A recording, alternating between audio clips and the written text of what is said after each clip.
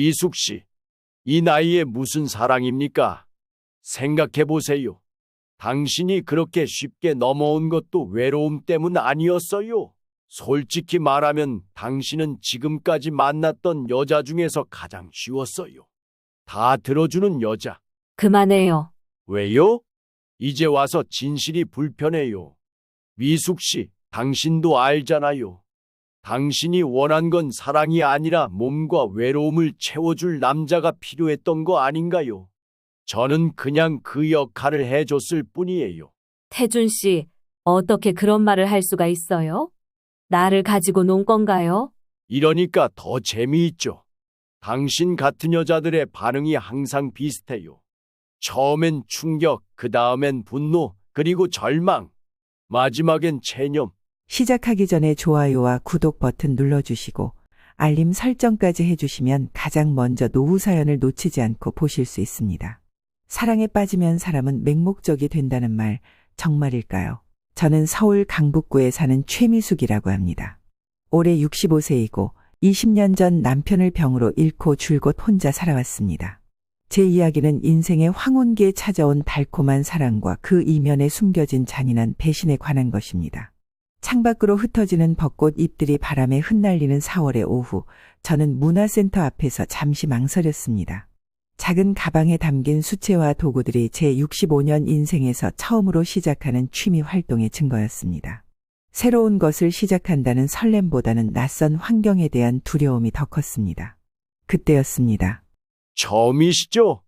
저도 첫 수업이에요. 제 옆에서 들려온 부드러운 목소리에 고개를 돌렸습니다. 호감형 외모의 단정한 회색 머리카락과 따뜻한 미소를 가진 남성이 서 있었습니다. 그리고 제 첫사랑과 너무 닮아 있어서 순간 저는 눈을 의심했습니다. 김태준이라고 합니다. 68세, 은퇴한 고등학교 국어 교사입니다. 첫 만남은 그렇게 시작되었습니다. 그날 이후 매주 수채화 교실에서 만나면서 우리는 자연스럽게 수업이 끝난 후 커피를 마시며 이야기를 나누는 사이가 되었습니다. 저는 20년 전 남편을 잃고 홀로 살아온 세월을, 태준 씨는 10년 전 아내와 사별하고 외롭게 살아온 시간을 나누었습니다. 사람 사는 게 참 묘하네요.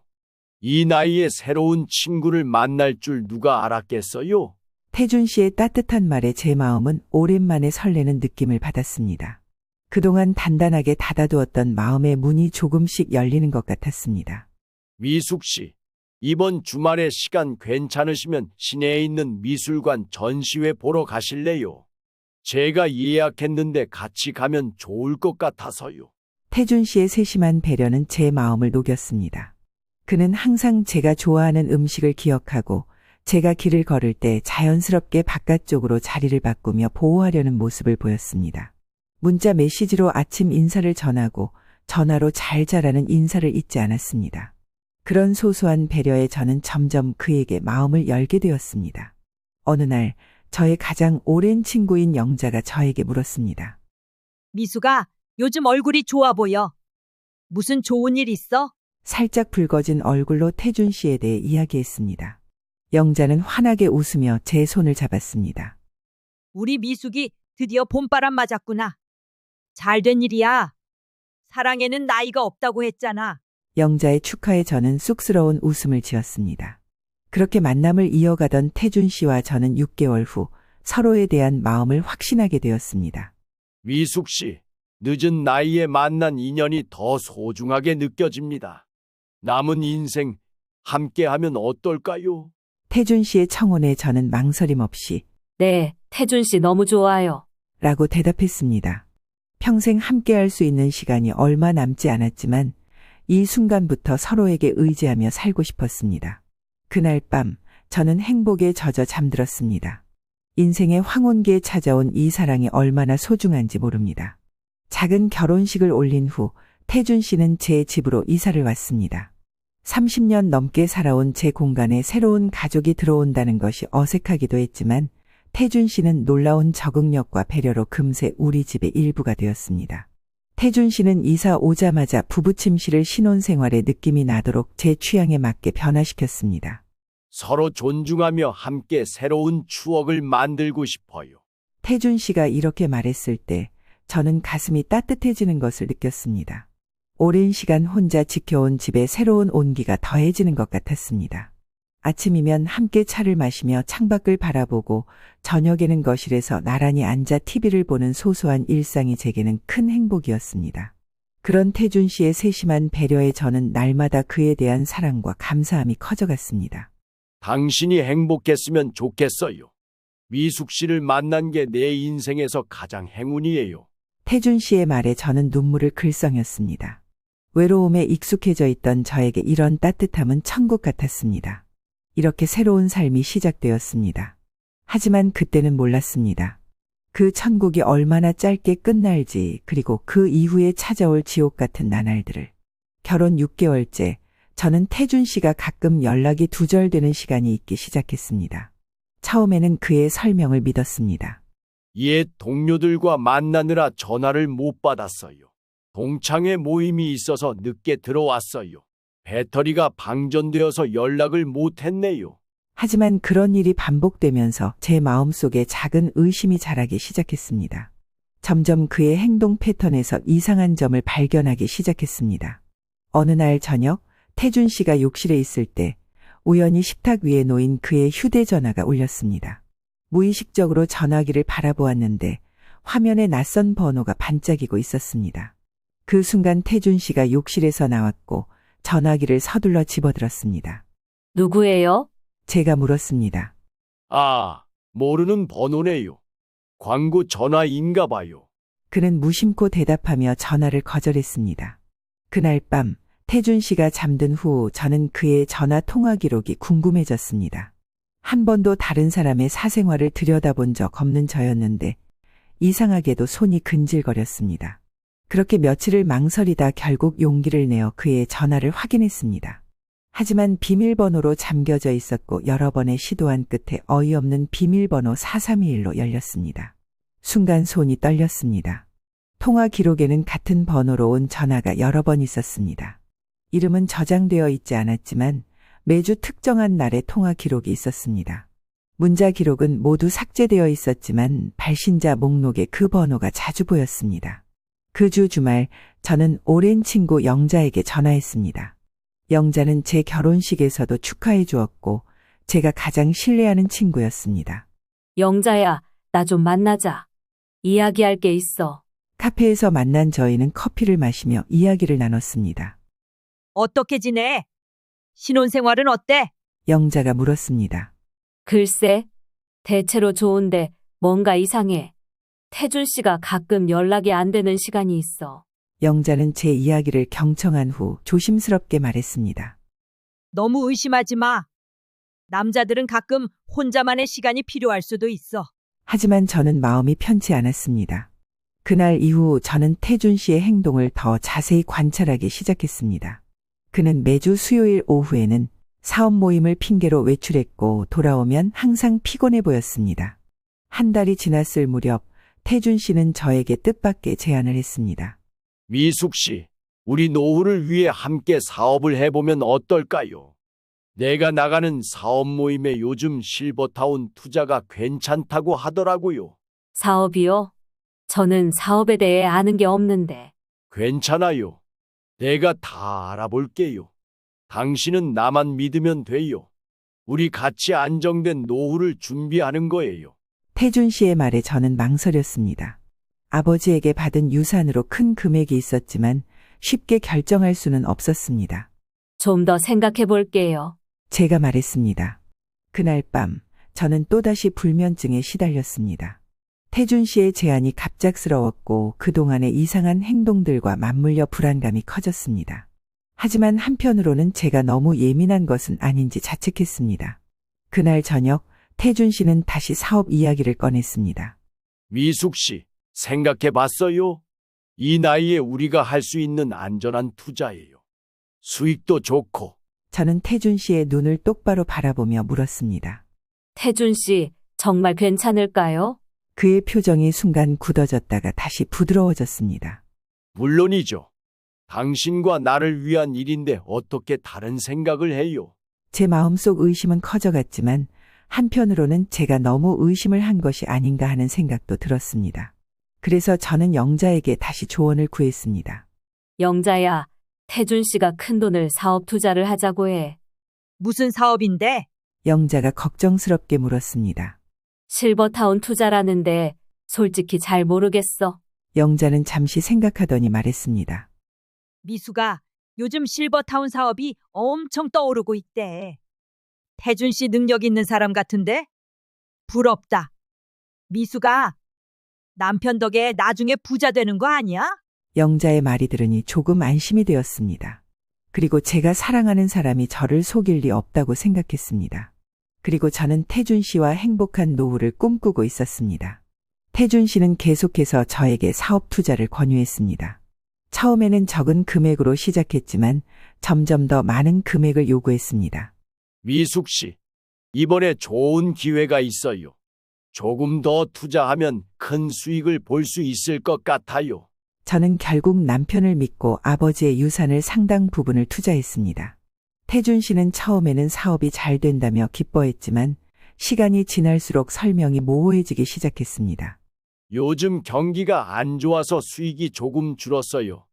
하지만 곧 회복될 거예요. 지금은 재투자 시기라 당장의 수익보다는 장기적인 안목으로 봐야 해요. 그러던 어느 날 태준 씨는 또 다른 제안을 했습니다. 미숙 씨, 이번 사업은 당신 명의로 하는 게 세금 측면에서 유리할 것 같아요. 괜찮겠어요? 저는 잠시 망설였지만 이미 많은 돈을 투자한 상태에서 태준 씨를 불신하기는 어려웠습니다. 그래서 동의했고 몇 개의 서류에 서명했습니다. 나중에 알고 보니 그것은 제 명의로 된 회사 설립 서류와 대출 서류였습니다. 이 무렵 태준 씨의 외출은 더 잦아졌고 연락이 두절되는 시간도 길어졌습니다. 어느 수요일 저는 미리 탐정을 고용해 사업 모임을 핑계로 나간 후 태준 씨를 몰래 따라가기로 했습니다.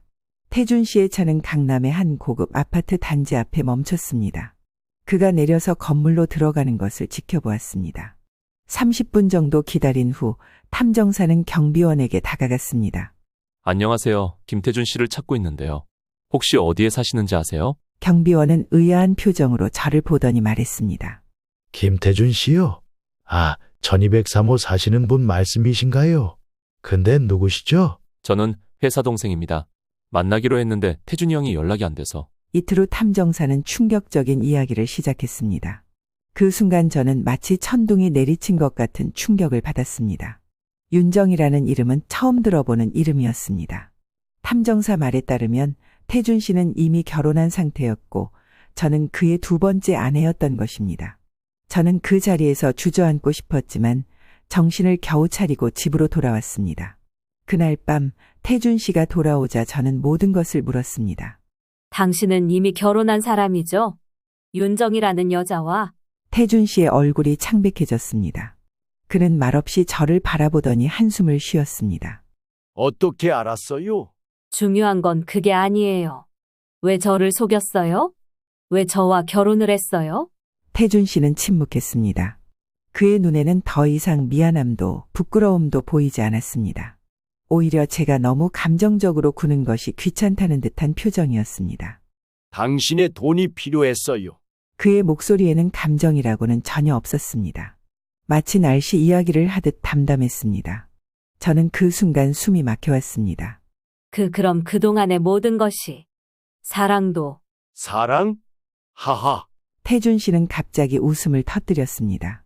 그의 웃음소리가 제 귀에 날카롭게 꽂혔습니다. 미숙 씨, 이 나이에 무슨 사랑입니까? 생각해 보세요. 당신이 그렇게 쉽게 넘어온 것도 외로움 때문 아니었어요? 저도 마찬가지예요. 우리 같은 나이에 남는 건 돈밖에 없어요. 태준 씨는 침대에 앉아 느긋하게 넥타이를 풀었습니다. 마치 일상적인 저녁 시간을 보내는 것처럼 편안한 모습이었습니다. 솔직히 말하면 당신은 제가 만난 여자 중에서 가장 쉬웠어요. 한 번도 의심하지 않더라고요. 거의 들이밀기만 하면 다 들어주는 여자. 제발 그만해요. 제가 울부짖었습니다. 왜요? 이제 와서 진실이 불편해요. 미숙 씨, 당신도 알잖아요. 당신이 원한 건 사랑이 아니라 몸과 외로움을 채워줄 남자가 필요했던 거 아닌가요? 저는 그냥 그 역할을 해줬을 뿐이에요. 대신 당신의 돈을 받았고요. 공정한 거래 아닌가요? 태준 씨, 어떻게 그렇게 심한 말을 할 수가 있어요? 그동안 나를 가지고 논 건가요? 그의 뻔뻔한 태도에 저는 분노가 치밀어 올랐습니다. 손에 잡히는 꽃병을 집어 그에게 던졌지만 그는 가볍게 피하며 비웃었습니다. 이러니까 더 재미있죠. 당신 같은 여자들의 반응이 항상 비슷해요. 처음엔 충격, 그 다음엔 분노, 그리고 절망, 마지막엔 체념. 저희 그동안 꽤 많은 경험이 있거든요. 저희라니, 역시 당신 혼자가 아니었군요. 태준 씨는 주머니에서 휴대폰을 꺼내 누군가에게 전화를 걸었습니다. 여보, 이제 끝났어. 짐 챙겨서 나가야 할 것 같아. 그래, 미숙이 알아버렸어. 전화를 끊은 태준 씨는 이미 준비된 듯한 작은 가방을 꺼냈습니다. 모든 것이 계획되어 있었던 것처럼 신속하고 능숙했습니다. 미안하지만 이제 가봐야겠네요. 당신 명의로 된 회사에 문제가 생길 텐데 변호사를 구하는 게 좋을 거예요. 물론 이길 수 있는 변호사를 만날 수 있을지는 모르겠지만요. 그는 현관문을 향해 걸어가며 마지막으로 돌아보았습니다. 참, 은행에서 연락 올 거예요. 담보대출이 몇 개 있거든요. 미숙 씨 명의로요. 즐거웠어요. 정말로. 문이 닫히고 태준 씨의 발소리가 멀어졌습니다. 저는 그 자리에 주저앉아 오열했습니다. 사랑이라고 믿었던 것, 인생의 황혼기에 찾아온 행복이라고 생각했던 모든 것이 냉혹한 계산과 연기였다니. 하지만 더 큰 충격은 아직 남아 있었습니다. 절망 속에서 저는 다시 영자에게 연락했습니다. 영자는 즉시 제 집으로 달려왔습니다. 미수가 정말 너무했다. 어떻게 이런 일이? 영자는 저를 꼭 안아주었습니다. 영자야, 난 이제 어떻게 해야 할지 모르겠어. 내 전 재산을 태준 씨에게 맡겼는데. 영자는 결연한 표정으로 말했습니다. 미수가 내가 옆에서 도와줄게. 보탬이 될지 모르겠지만 다음 날 저는 탐정사무소에서 소개해준 박상호 변호사 사무실을 찾았습니다. 박 변호사는 저희 이야기를 진지하게 들은 후 고개를 저었습니다. 미숙님, 안타깝게도 이건 단순한 사기 사건이 아닌 것 같습니다. 조직적으로 이루어진 범죄로 보입니다. 무슨 말이에요? 저는 떨리는 목소리로 물었습니다. 탐정님이 알아낸 정보로 김태준이라는 이름으로 유사한 사건이 몇 건 더 있었습니다. 모두 60대 이상의 독신 여성을 대상으로 한 결혼 사기였고 수법도 비슷했습니다. 저는 그 자리에서 다시 한번 충격에 빠졌습니다. 태준이 저만 속인 것이 아니라 다른 여성들도 같은 방식으로 속여왔다는 사실이 믿기지 않았습니다. 그럼 제가 어떻게 해야 하나요? 먼저 경찰에 신고하고 태준 씨 명의의 모든 재산을 조사해봐야 합니다. 그리고 미숙님 명의로 된 회사와 대출 관련 서류도 모두 가져오셔야 합니다. 그날 이후 저는 박 변호사의 도움으로 태준 씨에 대한 모든 것을 파헤치기 시작했습니다. 저는 탐정사에게 더 많은 정보 수집을 부탁했고 충격적인 사실이 하나씩 밝혀졌습니다. 태준 씨와 그의 아내 윤정희는 10년 넘게 이런 사기 행각을 벌여왔습니다. 그들은 노년의 외로운 여성들을 노리고 태준 씨가 접근의 신뢰를 얻은 후 재산을 빼앗는 수법을 사용했습니다. 심지어 몇몇 피해자들은 저처럼 태준 씨와 결혼까지 했다가 모든 재산을 잃고 버려졌습니다. 하지만 가장 큰 충격은 그 다음이었습니다. 탐정이 가져온 자료에 따르면 태준 씨의 아내 윤정희는 다름 아닌 제 오랜 친구였던 영자의 친구라고 했습니다. 그들은 제가 아버지에게 받은 거액에 유산이 있다는 사실을 알고 저를 노린 것 같았습니다. 정말 믿을 수가 없었습니다. 영자야, 너 혹시 윤정희를 알아? 저는 떨리는 목소리로 물었습니다. 영자의 표정이 굳어졌습니다. 윤정희? 아니, 모르는데? 그때 저는 영자의 눈빛에서 거짓말을 하는 게 느껴졌습니다. 그래도 저는 참았습니다. 다음 날 탐정사는 더 충격적인 증거를 가져왔습니다. 태준 씨와 정이라는 여자와 함께 영자는 만나고 있고 심지어 그들이 함께 찍힌 사진도 있었습니다. 미숙님, 영자 씨도 이 사기 계획에 가담한 것 같습니다. 저는 그 자리에서 기절했습니다. 제 인생에서 가장 신뢰했던 친구에게 배신을 당했다니. 더 이상 믿을 사람이 없다는 생각에 절망감이 밀려왔습니다. 한 달 동안 저는 집에서 거의 나오지 못했습니다. 우울증과 배신감에 시달리며 하루하루를 버텼습니다. 하지만 어느 날 문득 더 이상 이렇게 피해자로 남아있을 수 없다는 생각이 들었습니다. 제가 잘못한 것은 없었습니다. 단지 사랑을 믿었고 노년의 외로움에서 벗어나고 싶었을 뿐입니다. 그래서 저는 용기를 내어 다시 박 변호사를 찾아갔습니다. 변호사님, 저 결심했어요. 김태준과 윤정이 그리고 영자까지 모두 법의 심판을 받게 하고 싶어요. 박 변호사님은 제 눈빛이 달라진 것을 느꼈는지 진지하게 고개를 끄덕였습니다. 미숙님, 잘 생각하셨어요. 지금까지 조사한 바로는 김태준, 윤정희 씨는 최소 10명의 피해자를 만들었습니다. 하지만 신고한 사람은 미숙님이 처음입니다. 다른 피해자들은 왜 신고하지 않았나요? 대부분 두려움 때문이었을 겁니다. 또 일부는 협박을 받았을 수도 있고요. 김태준 일당은 피해자들이 신고하지 못하도록 심리적 압박을 가했을 겁니다. 그날부터 저는 복수의 계획을 세우기 시작했습니다. 가장 먼저 한 일은 제 명의로 된 회사와 대출 관련 서류를 모두 검토하는 것이었습니다.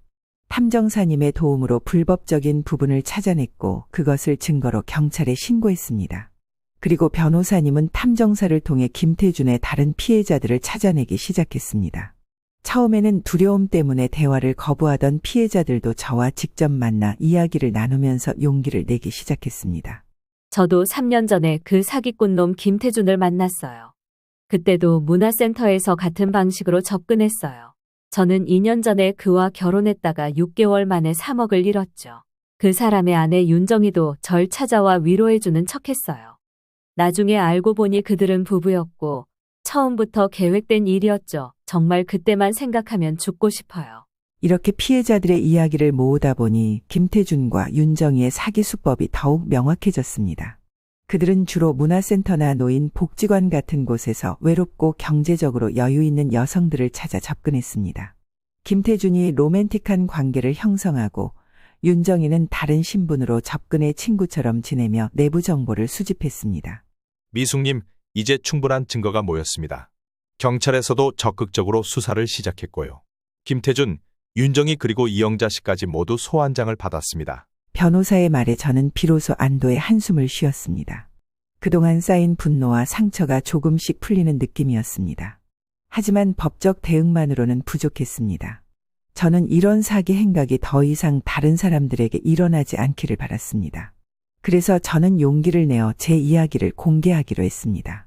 저처럼 외롭고 상처받은 사람들이 또다시 이런 사기꾼들에게 속지 않기를 바랍니다. 사랑은 아름답지만 때로는 조심해야 합니다. 결국 경찰은 김태준과 윤정희를 체포했고 영자도 공범으로 검거되었습니다. 저는 복잡한 감정에 휩싸였습니다. 기쁨보다는 허탈함이 더 컸고 승리의 쾌감보다는 씁쓸함이 더 많았습니다. 경찰 조사 결과 김태준과 윤정희는 15년 동안 이런 사기 행각을 벌여왔고 총 23명의 피해자들에게서 약 30억 원에 달하는 재산을 빼앗은 것으로 드러났습니다. 영자는 5년 전부터 그들과 함께 일했고 주로 표적이 될 피해자를 물색하는 역할을 맡았습니다. 재판이 시작되었고 저는 모든 공판에 참석했습니다. 법정에서 김태준과 윤정희 그리고 영자와 다시 마주치는 것은 고통스러웠지만 그들이 받아야 할 벌을 직접 지켜보고 싶었습니다. 저는 김태준과 눈을 마주쳤습니다. 그의 눈에는 더 이상 따뜻함이나 사랑이 없었습니다. 단지 냉정하고 계산된 원망하는 눈빛만이 남아 있었습니다. 그 순간 저는 확신했습니다. 제가 사랑했던 사람은 처음부터 존재하지 않았다는 것을. 시간이 지나도 일상 속에서 저는 깊은 우울감에 빠지곤 했습니다. 밤이면 악몽에 시달렸고 심한 대인기피증도 생겼습니다. 의사는 제게 외상 후 스트레스 장애와 우울증, 공황장애 진단을 내렸습니다. 상담과 약물 치료를 받으며 조금씩 회복되어 갔지만 상처는 쉽게 아물지 않았습니다. 여러분, 사랑은 아름답습니다. 하지만 그 사랑이 진짜인지 확인하는 것도 중요합니다. 외로움 때문에 혹은 누군가의 달콤한 말 한마디에 속아 여러분의 인생과 재산을 맡기지 마세요. 진짜 사랑은 여러분을 이용하지 않습니다. 외로움을 악용한 사기, 남의 일이 아닙니다. 이것이 제 이야기입니다. 60대에 찾아온 사랑과 배신, 그리고 그 후의 삶에 대한 이야기. 여러분이 제 이야기를 통해 무언가를 배우고 조금 더 조심하게 된다면 그것으로 저는 충분히 행복합니다.